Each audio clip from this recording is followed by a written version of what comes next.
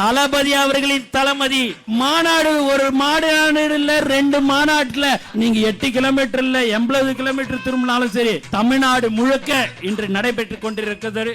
தலைவர், ஊடக நண்பர்களே, பெரியோர்களே, ஆர்ப்பாட்டம் நடைபெற்று வருகிறது.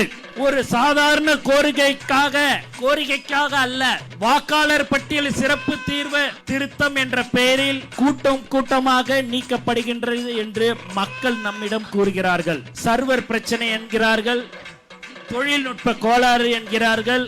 இது கோளாறு அல்ல, இது குளறுபடி.